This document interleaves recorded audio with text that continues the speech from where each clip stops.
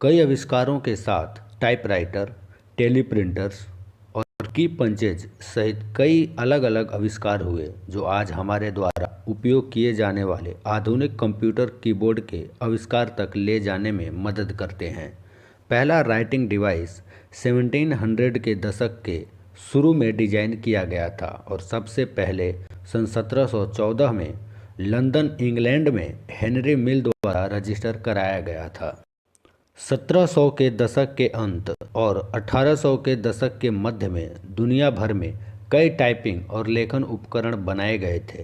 हालांकि पहला practical typewriter और वर्ड टाइपराइटर पहली बार सन 1868 में क्रिस्टोफर सोल्स द्वारा विकसित और रजिस्टर किया गया था और इसे पहला टाइपराइटर माना जाता है। इसके अलावा टाइपराइटर ने क्वेर्टी लेआउट पेश किया जिसका उपयोग आज भी लगभग सभी अमेरिकी कीबोर्ड पर किया जाता है। सन 1878 में शुरू की गई रेमिंगटन नंबर 2 टाइपराइटर पर शिफ्ट कुंजी के साथ पहला कीबोर्ड पेश किया गया था जिसमें कीबोर्ड के बाईं ओर एक शिफ्ट कुंजी लगी हुई थी।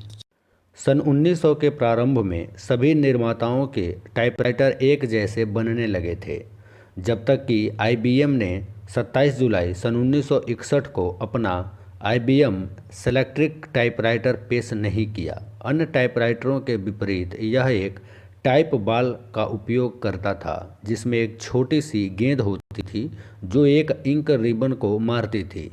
टाइप बॉल्स भी हटाने योग्य थे जो उपयोगकर्ता को ज़रूरत पड़ने पर उन्हें साफ करने की अनुमति देता है और यहाँ तक कि एक रिप्लेसमेंट के लिए अन्य टाइप बॉल्स में परिवर्तन या फ्रंट को संशोधित करता है।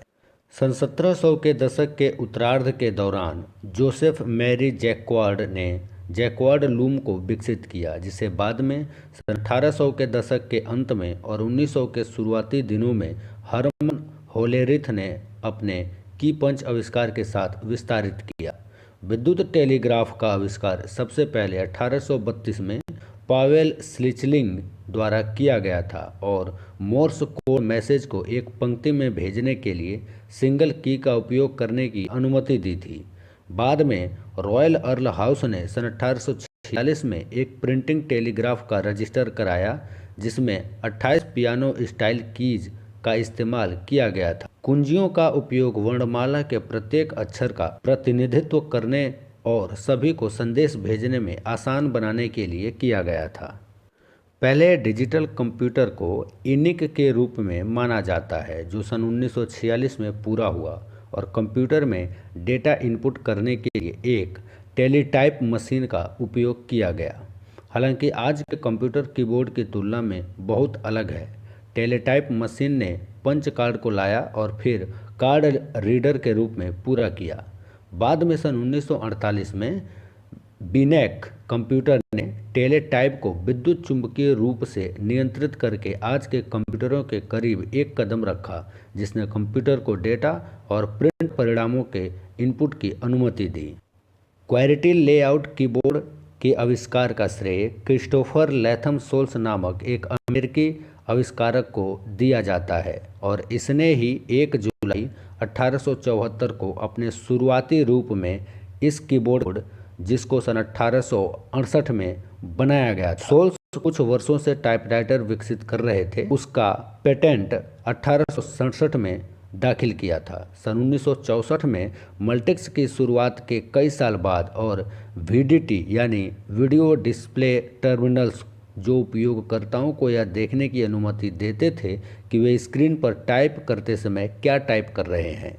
1969 में कंप्यूटर टर्मिनल कॉरपोरेशन ने डाटा पॉइंट 3300 की शिपिंग शुरू की जो कि पहला कंप्यूटर टर्मिनल था जिसका अर्थ टेलीप्रिंटर को बदलना था। इस टर्मिनल के अन्य संस्करणों का व्यापार भी किया गया जिसमें DEC VT06 और HP 2600A शामिल है। डेटा पॉइंट 3300 ने टाइप किए गए पाठ को दिखाने के लिए एक स्क्रीन डिस्प्ले का उपयोग किया और एरो कीज का उपयोग करके कर्सर को स्थानांतरित करने में सक्षम बनाया। यह स्क्रीन के अंत या स्क्रीन के अंत तक सभी पाठ को भी साफ कर सकता था। 1970 के दशक की शुरुआत में कीबोर्ड आज के समान दिखने लगे थे जो हम उपयोग करते थे और भारी यांत्रिक कीबोर्ड थे और IBM से कंपनियों के इलेक्ट्रिक टाइपराइटर परिवर्तित कर दिए थे। हालांकि पहले पर्सनल कंप्यूटर जैसे अल्टेयर अभी भी कंप्यूटर के सामने इनपुट। 1986 में IBM ने मॉडल M कीबोर्ड जारी किया जो कीबोर्ड के शीर्ष पर फंक्शन कीज के साथ आज की तरह दिखने वाले अधिकांश कीबोर्ड जैसा दिखता था। मॉडल M आज भी एक उच्च मानक कीबोर्ड है क्योंकि इसमें 101 कुंजी नामक US लेआउट पेश किया गया था जो आज पूर्ण आकार के कीबोर्ड के लिए उपयोग किया जाता है। यह विंडोज़ कीज और मेन्यू कीज के साथ विंडोज़ कीबोर्ड के लिए 104 के लेआउट के लिए भी अनुकूलित किया गया है। IBM मॉडल एक कीबोर्ड की रिलीज के बाद से आज हमारे द्वारा उपयोग किए जाने वाले कीबोर्ड में कई बदलाव किए हैं। सबसे महत्वपूर्ण परिवर्तनों में से एक यांत्रिक स्विच से एक झिल्ली तक बढ़ रहा है। एक झिल्ली निर्माता कंप्यूटर कीबोर्ड की बहुत आसान और सस्ता बनाती है। एक झिल्ली कीबोर्ड पहले यांत्रिक कीबोर्ड की तुलना में कीबोर्ड को शांत, हल्का और पतला बनाता है।